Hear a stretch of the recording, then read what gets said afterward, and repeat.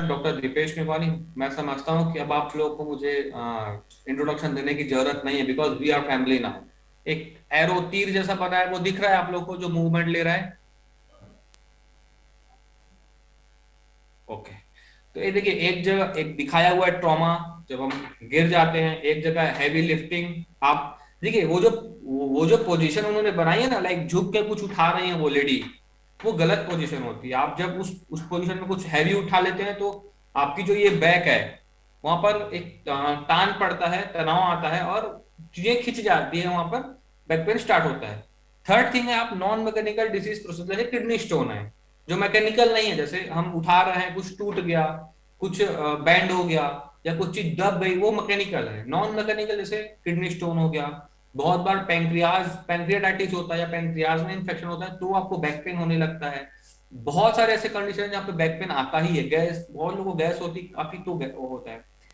Third thing है frequent bending forward. जब हम मोबाइल चलाते हैं ना, यूं यूं, या फिर हम, जैसे मैं भी स्ट्रेट बैठा हूं, मैं यूं झुकता जाऊंगा आधा लेटे कंडीशन में, जब हम जो हमारी टीवी देखने वाली पोजीशन है, वो पुअर पोजीशन है। और सिक्स्थ है डिजनरेटिव। आप लास्ट में देखेंगे आर्थराइटिस लिखा हुआ है, डिजनरेटिव।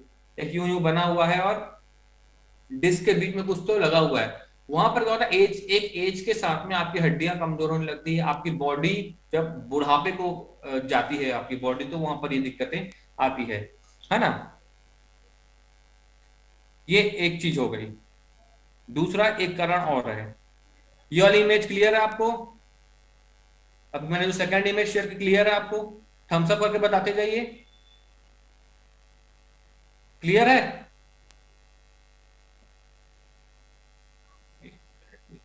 ओके। तो देखिए, यहां पर आप देखेंगे ना, एक बॉडी बनी हुई है बराबर, और एक हमारा वर्टिबल कॉलम दिख रहा है। वहां पर एक जगह रेड रेड है, लंबर स्पाइन जहां लिखा हुआ है ना। उसको इन्होंने जूम इन किया हुआ है, और दो हड्डियां दिख रही है। एक ऊपर की हड्डी है जिसको वर्टिब्रा लिखा हुआ है। समझ में आ रहा है आप लोगों को जो मैं बोल रहा हूं, है ना? और उसके नीचे दूसरी वर्टिब्रा है, बीच में जो ना एक हर्निएटेड डिस्क है। देखो, ग्रे कलर का कुछ मैटर है जो अंदर घुस गया है, वो डिस्क है। जो बोलते हैं ना, गद्दी खिसक गई है, गद्दी फट रही है, गद्दी नस को दबा रही है, नस दब गई है, वो यही गद्दी है। ये जो महाशय है ना, ये हमको बड़ा परेशान करता है। इस ये अंदर घुस गया है उधर, और उसने एक नस को दबाया है, लिखा हुआ है पिंच्ड नर्व, देखेंगे आप, है ना। एक कंडीशन है। अब यहां से हम एक एक और जंप करते हैं। ये क्लियर है पिक्चर आप लोग को? दिख रही है?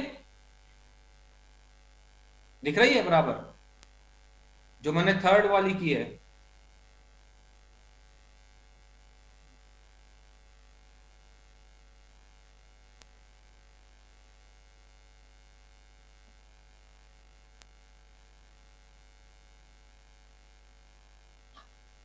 अभी दिख रही है? अभी दिखी ये? एक लेडी बनी हुई है, नर्स बनी हुई है। ओके। तो देखिए, जब आप देखेंगे ना, जो हर्निएटेड डिस्क थी, या फिर जो मैंने बोला कि जो डिस्क दबा रही है नस को, वो यूं ही होता है। जो नस दबती है ना, जैसे आपकी हड्डी के L3 L4 की नस दब गई, L4 L5 की नस दब गई, ऐसा लिखा रहता है ना, L4 L5 की नस दब गई है, L3 L4, तो वो ये है। हम यहाँ पर नंबरिंग करते हैं, D1 D2 D3 D4 C1 C2 C3, फिर लंबर जो कमर का एरिया है उसको लंबर बोलते हैं। तो L1 L2 L3 L4 L5, 5 गद्दियां रहती हैं हमारे पास में। जब वो दबती है ना, तो जिस नस को वो दबा रही है, और वो नस जहां तक जा रही है, जैसे मैंने अभी, ये लाइट है, मैंने मैंने इसको दबाया तो लाइट चालू हो जाएगी। अगर बीच में कुछ इंटरप्शन रहेगा, कुछ सर्किट में प्रॉब्लम होगा, तो लाइट नहीं जलेगी, है ना। वैसे ही नसों में होता है, जो जो नस दब जाती है, वो वहां तक दर्द पैदा करती है जहां तक उसकी सप्लाई है, जहां तक वो जा रही है। अगर वो अंगूठे तक जा रही है तो अंगूठे तक दर्द देगा, घुटने तक है तो घुटने तक देगा। कई बार ये रहता है कि नस पूरी दबी नहीं रहती है, वहां पर सिर्फ डिस्क में तकलीफ रहती है। जो मैंने दिखाया ना, जैसे आप यहाँ पर देखेंगे 3 फोटो बने हुए हैं, स्पाइन है, ऑस्टियोआर्थराइटिस, एक bulging and ruptured, yellow colour का कुछ है अंदर जा रहा है उधर, और एक जगह स्टेनोसिस दिखा रहा है ना। तो ये जो चीजें है ना, ये लोकल वहां पर कमर पे होती है, थोड़ी हार्ड हो जाती है मसल और वहीं पर दर्द देता है, तो यही बैक पेन है आपका। मेजर कारण यही होते हैं बैक पेन के। ठीक है। अब फोटो के अपार्ट फ्रॉम फोटो हम ये समझते हैं कि बैक पेन के जो हमने कारण देखे हैं, जैसे पुअर पोस्चर्स है, या फिर बेंडिंग करना है, या दिन भर हम ऐसा ऐसा कर रहे हैं, या फिर कुछ हैवी उठा रहे हैं, इन चीजों की वजह से क्या होता है, कुछ तो या तो हड्डी में तकलीफ आएगी, या नस दब जाएगी, या वो मसल हार्ड हो जाएगी। बहुत सारी हम लोग नस चढ़ गई है या लचक गया है ऐसा बोलते हैं ना, यही चीजें हमारी बैक पेन की सबसे प्राइमरी स्टेज पे कारण है। एक और कारण है, जिन लोगों का पेट बड़ा होता है, जैसे प्रेगनेंसी में होता है, या फिर जिन लोगों का मोटापे की वजह से पेट बड़ा हो जाता है, तो आपकी बॉडी ऐसे बैंड होने लगती है ना। जब वो बैंड होती है तो भी वो आप जो आपका वर्टिबल कॉलम है, जिसको हम रीढ़ की हड्डी बोलते हैं, वो झुकने लगती है और वहां पर फिर नस दबती है और आपको बैक पेन होने लगता है। तो ये कुछ नॉर्मल कारण है और नॉर्मल पैथोलॉजी है। मैं कोशिश कर रहा हूँ आप लोगों की ना इजी से वे में समझा सकूं, है ना। हम एक बार फिर से देखते हैं उस पिक्चर को कि कारण क्या क्या है।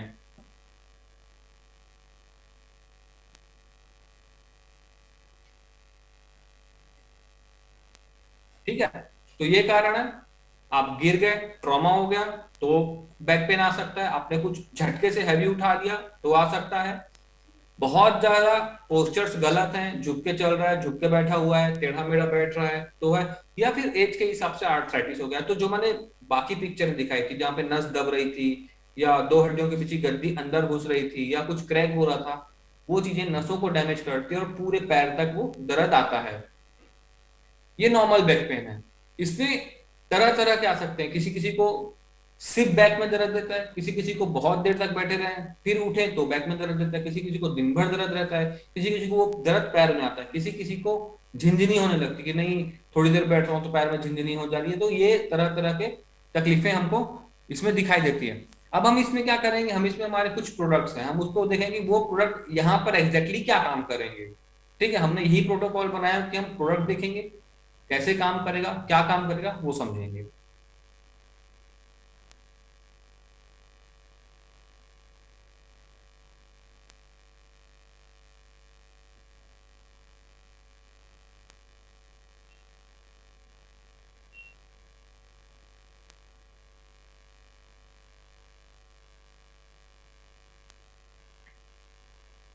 रिच बेरी जूस दिख रहा है आप सभी को? दिख रहा है आप सभी को रिच बेरी जूस? क्लियर है ना?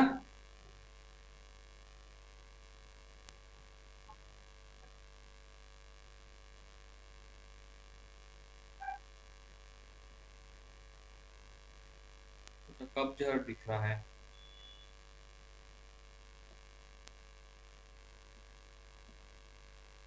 कब जहर दिख रहा है?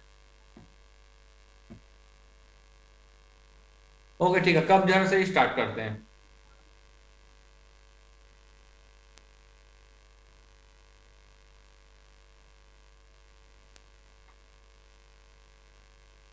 अब देखिए कब जहर चूर्ण, मैं बहुत ज्यादा इसमें बात नहीं करूंगा, है ना, कि कब जहर को हमने क्यों लाया है यहाँ, या कब जहर क्या करेगा। हम सीधा ये डिस्कस करेंगे कि कब जहर में क्या क्या डला हुआ है ना, और इसके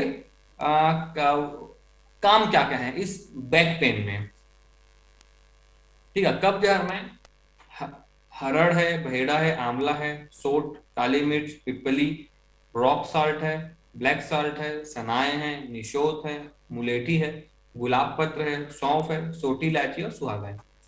ये चीजें क्या करती है, देखिए सबसे ज्यादा सनाए इसमें 44 ग्राम डाला हुआ, अगर हम 100 ग्राम की बात करें तो।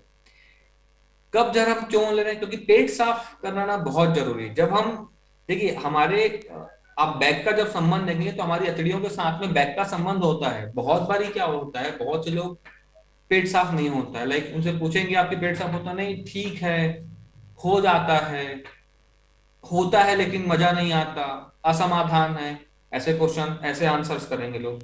कुछ लोग को एक एक दो दो दिन के आड़ में होता है, कुछ लोगों को ये होता है कि होता तो है लेकिन कड़ा हो रहा है, या काला कलर का हो रहा है, या बकरी के जैसे टुकड़े टुकड़े में हो रहा है। तो इन चीजों की वजह से भी वात की वृद्धि होती है, हम एवरेज एस्पेक्ट से बात करें। या फिर कई बार क्या तकलीफ होती है, वो गैस रेसिड्यू गैस जो पूरी बाहर नहीं निकल पाती, जो बच जाती गैस वो अतड़ियों में घूमने लगती है, और अतड़ियां हमारी लोअर अब्डोमेन में रहती है, मतलब नाभि के आसपास ही हमारी अतड़ियां हैं, और वहीं पे बैक रहता है उसके पीछे, तो वो दर्द पैदा करता है। तो इसलिए हमको कब्ज जहर की सहायता से कई बार पेट साफ करना होता है, ताकि पूरी जो गैसेस हैं वो निकले बाहर, हमारा जो पेट है वो खाली हो, तो जो रेसिड्यू एयर है वो मेंटेन रहे। और उससे अगर मैं आयुर्वेद के पर्सपेक्टिव से बात करूं तो वात कम होता है इससे। अब दो कंडीशन है यहाँ, एक में क्या होगा, जब पेशेंट को असमाधान है, मतलब हो तो रहा है लेकिन मजा नहीं आ रहा, उसमें सिर्फ कब्ज जहर गर्म पानी के साथ देंगे तो चलता है, रात को एक चम्मच सोते समय दे दिया बस काफी है। कई बार क्या होता है, पेशेंट को काली लेटरिन हो रही है, कड़ी लेटरिन हो रही है, बकरी के जैसे टुकड़े टुकड़े में हो रही है, वहां पर हम क्या करेंगे, एक चम्मच कब्ज जहर चूर्ण, एक चम्मच एरंडी का तेल, कैस्टर ऑयल, किसी भी कंपनी का कैस्टर ऑयल आप यूज करें वो करना है। उससे क्या है, वो थोड़ा नरम होगा और आराम से बाहर निकलेगा। एक कंडीशन में क्या होता है मोशन बट अच्छे से नहीं हो रहा है लेकिन पतला हो रहा है, या लेटरिन की जगह में जलन हो रही है, वहां हम क्या करेंगे, वहां हम कब्ज हर चूर्ण को एलोवेरा जूस के साथ मिला कर देंगे, ताकि नरम भी हो और वो बॉडी को ठंडा भी रखे।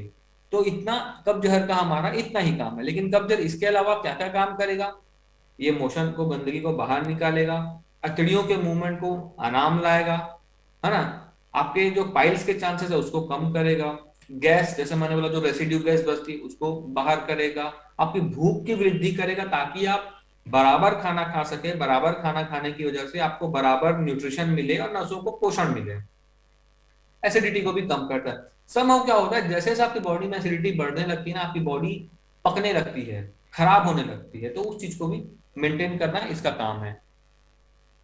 ओके, तो ये चीज हमको ध्यान देंगे।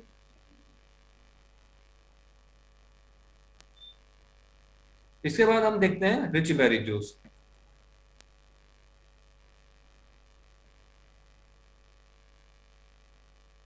रिच बेरी क्लियर है अभी?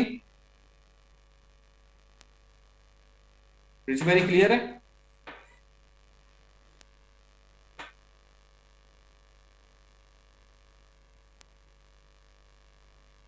ओके, अब हम कब्जहर की तरह रिच बेरी को भी यही देखेंगे कि इसमें है क्या क्या, और ये हमारा जो जो फोकस है, हमारा फोकस अभी बैक पेन पे, बैक पेन में क्या करेगा रिच बेरी हम ये देखेंगे, है ना।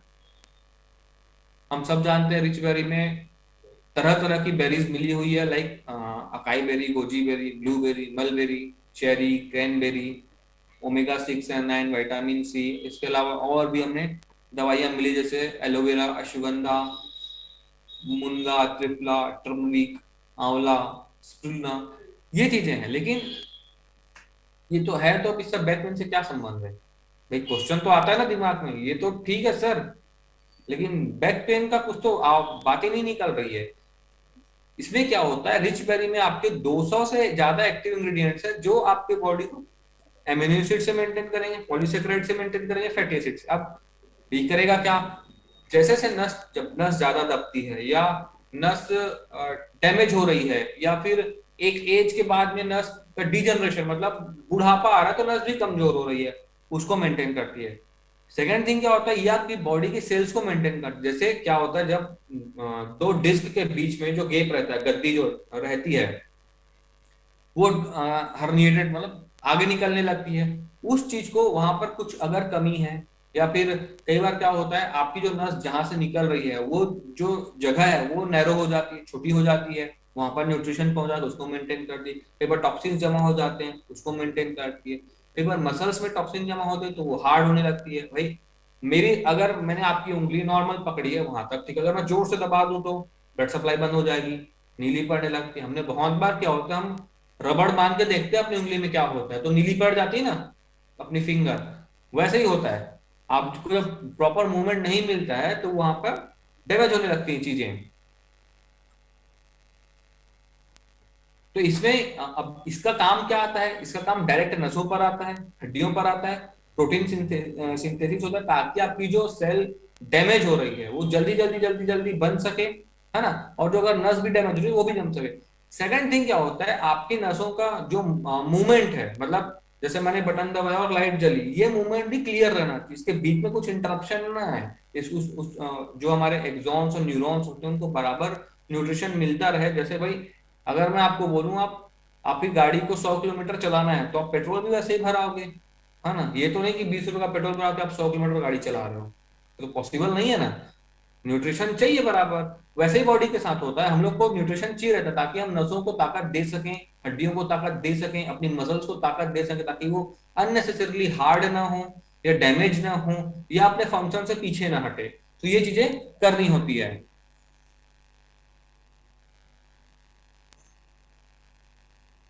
इसके बाद में हम देखेंगे ऑर्थोफिक्स टैबलेट। मैं थोड़ा फास्ट इसलिए जा रहा हूं क्योंकि लास्ट में मैं आपको कॉम्बिनेशंस बताऊंगा, ताकि आपको ना वो इजी पड़े काफी।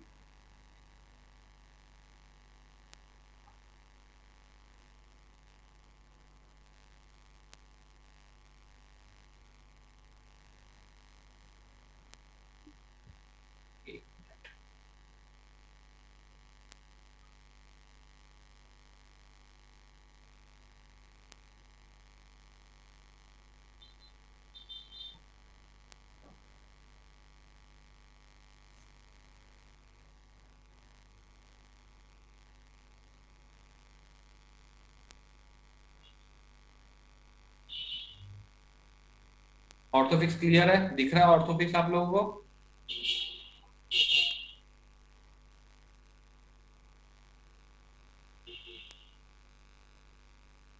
ठीक।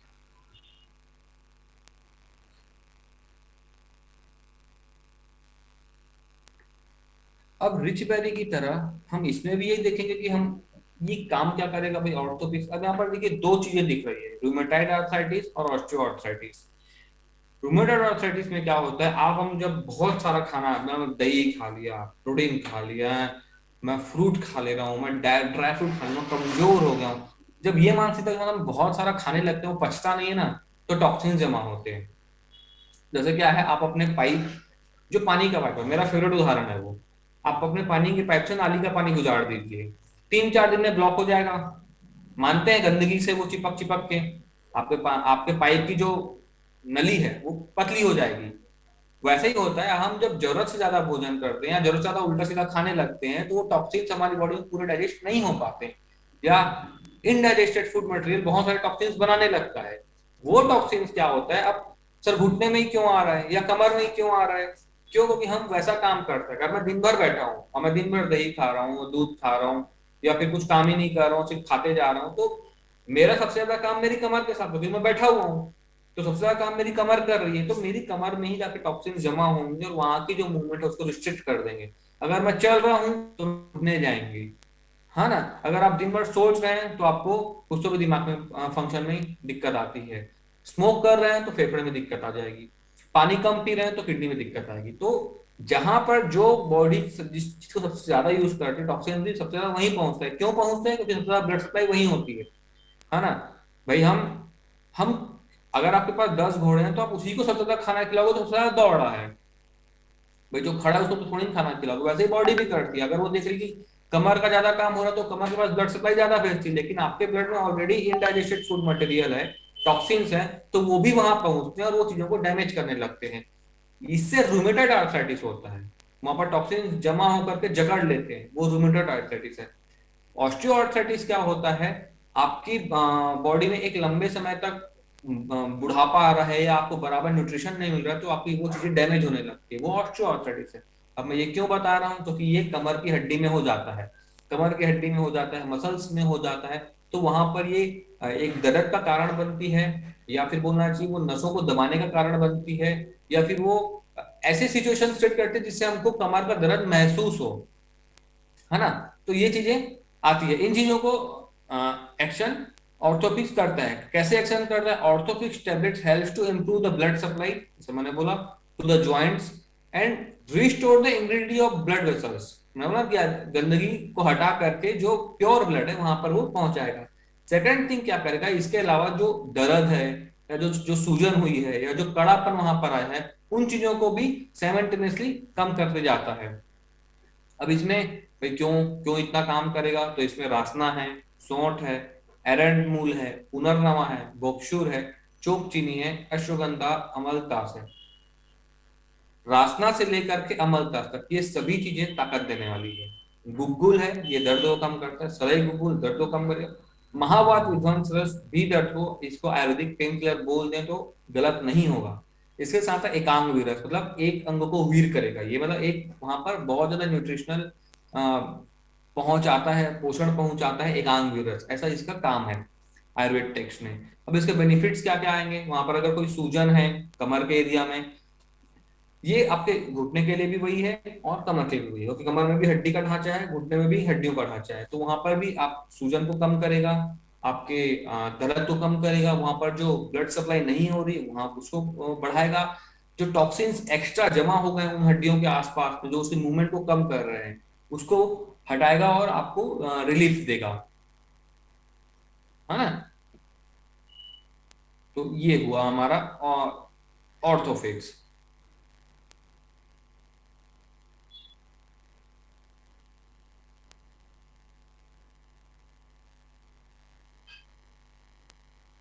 इसके बाद हमारा एक प्रोडक्ट है और हाई एनर्जी। अब ये देखेंगे हाई एनर्जी यहाँ पर कैसे काम करेगा। मेनली हाई एनर्जी और अश्वगंधा का मेरे रखने का मकसद ये था कि जब हम ये दवाइयां चालू करते हैं, लाइक रिचबेरी अश्वगंधा, बहुत लोग अभी देखते हैं हम लोग रिचबेरी अश्वगंधा बहुत यूज करते हैं, तो ये चीजें जब हम यूज करते हैं ना तो पेशेंट को रिलीफ आ जाता है। लेकिन हिंदी में एक शब्द होता है अपुनर्भव, है ना, मतलब वो दोबारा नहीं आना चाहिए। जैसे आपने एक बार ही चीज को बाहर निकाल दिया तो दोबारा नहीं आना चाहिए, उसके लिए हम हाई एनर्जी का इस्तेमाल करते हैं, ताकि सब चीजें जब सेटल हो गई तो हाई एनर्जी के साथ हमको धीरे धीरे पोषण देते रहे, ताकि थोड़ा सा उन हमारी जो नसें बोल लीजिए या मसल मांसपेशी बोल लीजिए या हड्डियां, वहां पर उनको थोड़ा सा मूवमेंट्स मिले, और वो रिकवरी में, जैसे भाई हम गाड़ी की सर्विसिंग कराते हैं, हमने बहुत उबड़ खाबड़ रास्ते से लेकर आए फिर हम गाड़ी की सर्विसिंग करा देते हैं, लेकिन ऐसा तो नहीं करते ना कि उबड़ खाबड़ रास्ते से ले आए और हमें गाड़ी खुद पहुंच ली और घर में रख दिया और फिर उबड़ खाबड़ रास्ते में ले गए, ऐसा तो हम नहीं करते, हम बराबर सर्विसिंग कराते हैं। वैसे ही बॉडी को जब आप एक जब सर्विसिंग कराकर दवाइयों से मेंटेन कर लिया आपने बैक पेन को, तब हाई एनर्जी हम इसलिए देंगे ताकि दोबारा ये परेशानी ना आए। दोबारा अगर वो बंदा बैठा है 1 घंटा तो उसको उठने में दिक्कत ना आए, या गाड़ी चला रहा है तो दिक्कत ना है, तो इन चीजों का हम ध्यान देंगे। इसमें अमलतास है, जैसे मैंने लास्ट टाइम बताया कि अमलतास ताकत देती है, मुलेठी है वो भी ताकत की चीज है, अकरकरा है, उटंगन है, कलौंजी, ये सभी चीजें देखिए आपकी बॉडी में 3 या 4 काम ही करती है। जैसे पहला है एंटीऑक्सीडेंट प्रॉपर्टी को मेंटेन करेगा, भाई कुछ अगर हमने ऐसा डाइजेस्ट खाना खा लिया, जैसे हमने सभी चीजों को मेंटेन कर लिया फिर भी हम भाई पिज्जा खा ही रहे हैं, बर्गर खा ही रहे हैं, हम डोसे खा ही रहे हैं, तो वहां पर क्या होता है, जो जितना बॉडी डाइजेस्ट कर पाती है वो कर लेती है, जो एक्स्ट्रा बच जाता है, जो गंदगी एक्स्ट्रा बची, जो रेसिड्यू, जो पूरा अपचा हुआ जो चीज है उसको पचा देती है हाई एनर्जी, और उससे भी जो यूजफुल कंटेंट है वो बाहर निकलता है। लास्ट थिंग है कि आपकी बॉडी एक काम करके थकती है, जैसे दिमाग थक जाता है, हम लोग बोलते हैं बहुत सर भारी हो गया, दिन भर बात कर रहे हैं सर भारी हो गया, वैसे ही बॉडी में मैं दिन भर हाथ हिला रहा हूँ बैठ रहा हूँ तो बॉडी भी थकती है, बॉडी को भी स्ट्रेस आता है। उस स्ट्रेस को, फिजिकल और मेंटल दोनों प्रकार के स्ट्रेस को हाई एनर्जी कम करता है। तो ये एक आपके लिए ना सपोर्ट जैसा है। जैसे अगर मुझे बोलना है कि मैं दिल्ली से बॉम्बे बस में भी जा सकता हूँ, ट्रेन में भी जा सकता हूँ, फ्लाइट में भी जा सकता हूँ, लेकिन मैं फ्लाइट में जाना प्रेफर करूंगा, तो हाई एनर्जी आपके लिए फ्लाइट का काम करेगी। आप इसके साथ अपनी दवाइयों को बिठाइए और ये आपको स्पीड से आपको हील अप करने तक ले चलेगा, तो ये इजी पड़ता है काफी, है ना। इसके साथ में 2 चीजें और हैं, अभी हमने क्या देखा, बैक पेन में हमारे पास रिचबेरी है, ऑर्थोफिक्स है, कब्जहर चूर्ण है, हाई एनर्जी है, इसके साथ में अश्वगंधा भी है। लास्ट टाइम मैंने अश्वगंधा बताया था आप लोगों की। अश्वगंधा, अगर मैं ये बोलूं कि हमारा डायरेक्ट विटामिन बी को डायरेक्ट सपोर्ट करता है, नसों को डायरेक्ट सपोर्ट करता है, तो गलत बात नहीं होगी। इसके साथ ही साथ अश्वगंधा आपके मेंटल जो हेल्थ है उसको भी अच्छा खासा सपोर्ट करता है। बहुत बार क्या होता है, जिन लोग कम उम्र में ही ऐसा हो जाता है कि कमर की तकलीफ आ गई, या फिर प्रेगनेंसी के बाद लगातार आपको कमर की तकलीफ आ रही, तो वहां पर एक ना डर जाता है पेशेंट, या मेंटल स्ट्रेस में आता है कि यार मैं ठीक हो पाऊंगा अभी कि नहीं, मैं चल पाऊंगा अभी कि नहीं, मैं तो बैठ भी नहीं पा रहा हूँ, वहां पर अश्वगंधा देना इसलिए जरूरी है क्योंकि वो टॉक्सिन्स का भी पाचन करता है, साथ में आपकी बॉडी को न्यूट्रिशन भी देता है और साथ ही साथ आपके दिमाग को भी शांत करता है। तो अश्वगंधा ये तीनों काम एक साथ करता है, इसलिए हम रिच बेरी और अश्वगंधा का जब कॉम्बिनेशन बनाते हैं बैक पेन के लिए तो उसमें बहुत अच्छे रिजल्ट हमको मिलते हैं। इसके साथ एक एक प्रोडक्ट हमारा और है, ऑर्थोफिक्स ऑयल। अब जैसे कमर का दर्द है तो भी आपने अंदर से तो खिला रहे लेकिन फिर भी नहीं यार थोड़ा दर्द है, वहां पर आप अच्छे से ऑयलिंग कर दीजिए, थोड़ा हॉट हॉट वाटर बॉटल से आप उसको सिकाई कर दीजिए, अच्छे रिजल्ट आते हैं उससे। ठीक नहीं हो जाएगा पेशेंट लेकिन थोड़ी देर के लिए उसको राहत मिलेगी, थोड़ी देर के ऐसे ही थोड़ी थोड़ी देर की राहत करके वो 24-24 घंटे का असर बना रहता है, धीरे धीरे करके वो आपको एक एक दो दो दिन तक असर रहता है फिर ऑर्थोपिक्स ऑयल का। तो वो भी धीरे धीरे धीरे आप बढ़ाते जाएंगे तो आपको काफी इसमें अच्छे रिजल्ट्स मिलेंगे। अब यहाँ पर ये सब तो दे दिया, चलो सर आपने दवाई बताया, मैंने दवाई दे दिया, वो भी दे दिया, ये सब अब और क्या करना है? दो चीजें और करनी है। पहला खान पान।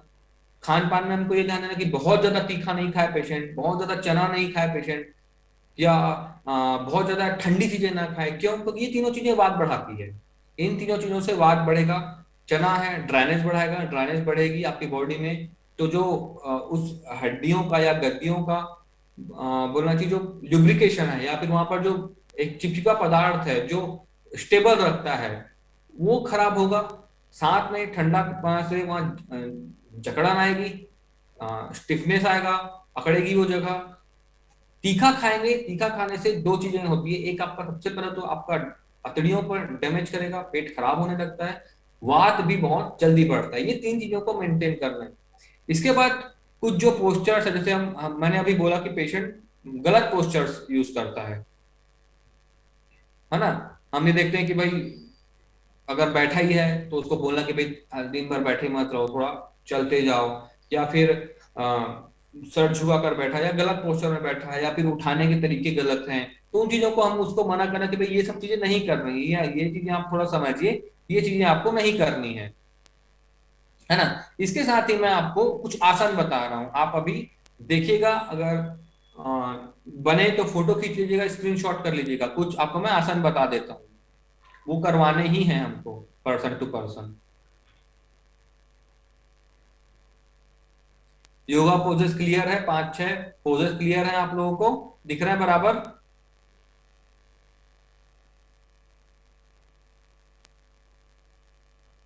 दिख रहा है बराबर? मुझे थम्स अप करके बता दीजिए तो मुझे भी पता पड़ेगा, फिर मैं आगे बढ़ूंगा कि आपको ये पोजेस करने हैं। क्लियर है आप लोग को? ये इमेज क्लियर है? ओके। तो देखिए इसमें ना आप इसके फोटो खींच लीजिए या फिर कंप्यूटर में तो फोटो खींच लीजिए, नहीं तो आप स्क्रीनशॉट कर लीजिए। इसमें ये 6 पोजेस हैं। मैं ये समझता हूँ कि 6 में से हम एटलीस्ट 4 तो कर सकते हैं। जैसे एक सबसे नीचे वाला है अपवर्ड फेसिंग डॉग, एक cat and cow pose, triangle pose है, पिजन पोज है, और डाउनवर्ड फेसिंग डॉग है, और एक चाइल्ड पोज है। 6 पोज है टोटल, है ना। इन 6 में से अगर आपने अपवर्ड फेसिंग डॉग जो सबसे नीचे का जहां मेरा कर्सर घूम रहा है ये करवा लिया, और चाइल्ड पोज है जिसमें वो फीमेल ऐसा बैठी हुई है, ये दो भी अगर आपने करवा ली ना तो भी काफी आराम आ जाता है। कैट एंड काउ पोज है, ये अगर करते हैं तो इसे बहुत अच्छे रिजल्ट्स मिलते हैं। पिजन पोज और ट्रायंगल पोज जो है वो थोड़ा कठिन है, तो वो आप किसी योगा मास्टर की देखरेख में करें तो ज्यादा बेटर है। तो ये आसन भी आपको लगवाने हैं। आप सभी ने इसको देख लिया, फोटो खींच लिया, मैं स्क्रीन से बाहर निकलूं?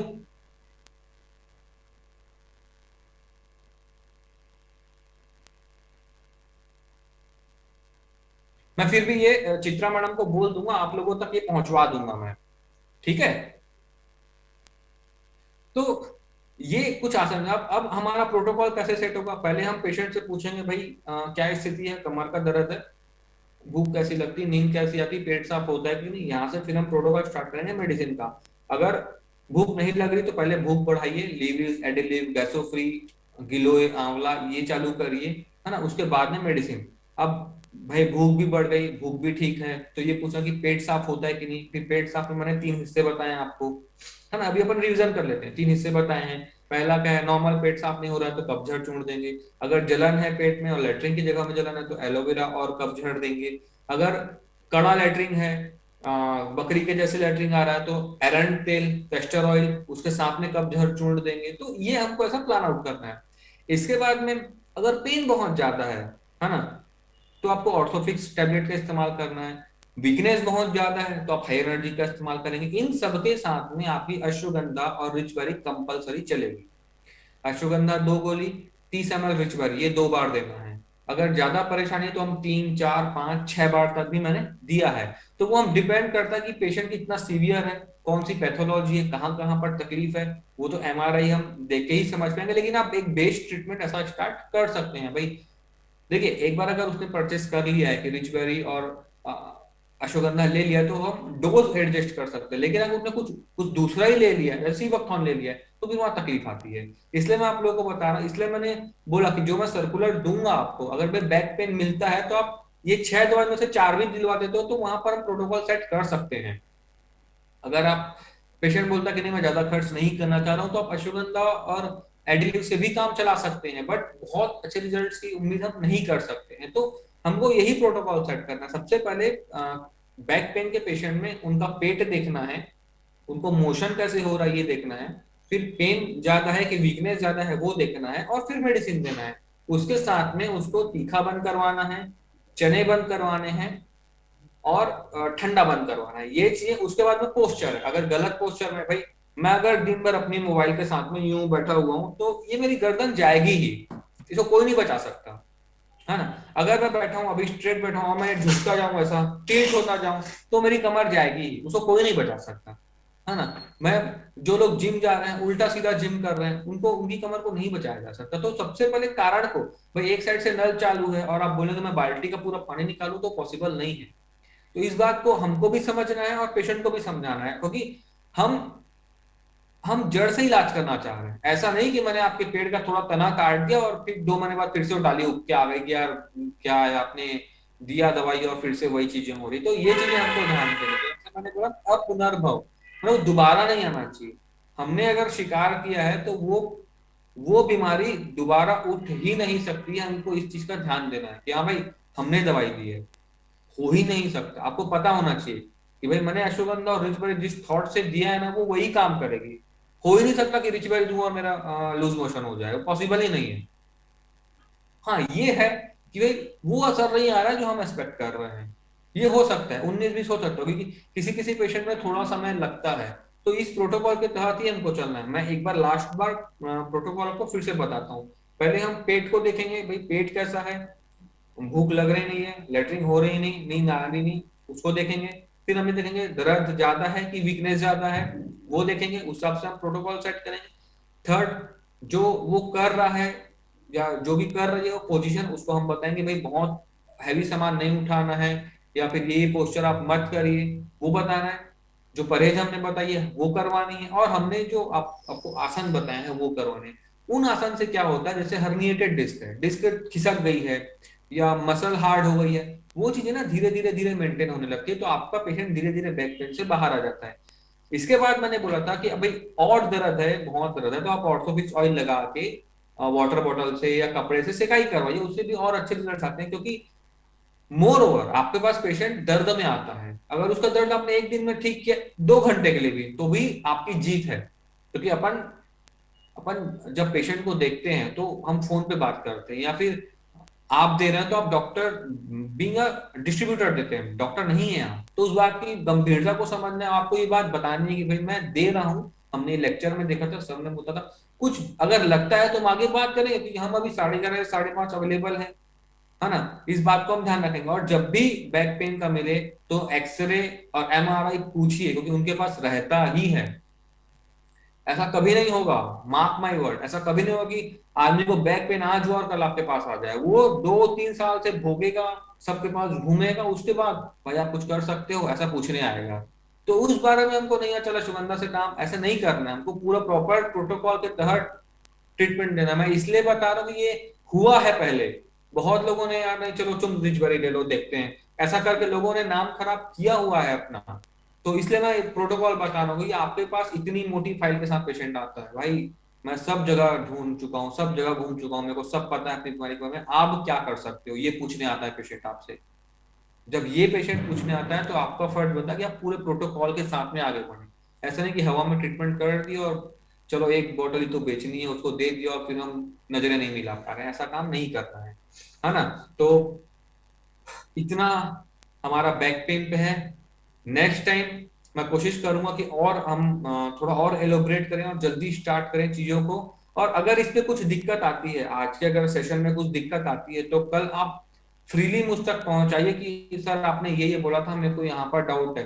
बिकॉज मेरे को अच्छा लगता है कि आप लोग जब क्वेश्चन करते हैं ना, तो अच्छा लगता है। जैसे अभी एक क्वेश्चन आया हुआ है कुंदन जी का है कि रिच बेरी के साइड इफेक्ट क्या है। सर साइड इफेक्ट नहीं है हमारे पास में, साइड बेनिफिट मिल जाएंगे लेकिन साइड इफेक्ट नहीं होगा सर आपको, है ना। मैं बोलूं आपको, आप जो शक्कर खाते हैं ना उसका भी साइड इफेक्ट आएगा आपको, लेकिन रिच बेरी का साइड बेनिफिट ही आएगा, साइड इफेक्ट नहीं आएगा, क्योंकि मैं खुद यूज किया हूँ उसको। हाँ बट ये है भाई, हम दाल में नमक डालते हैं, आप दाल में शक्कर डालेंगे तो सब खराब होना ही होना है। तो ये आपको ध्यान देना है कि रिच बेरी देना कहाँ है और सीबकथॉर्न देना कहाँ है ना। क्योंकि लूज मोशन की वही मैं बोल रहा हूँ, इन्होंने कहा कि लूज मोशन की फ्रीक्वेंसी ज्यादा हो जाती है, तो भाई आप पहले लूज मोशन बंद करिए। मैंने सबसे पहले यही बताया कि आपको पहले पेट को देखना है।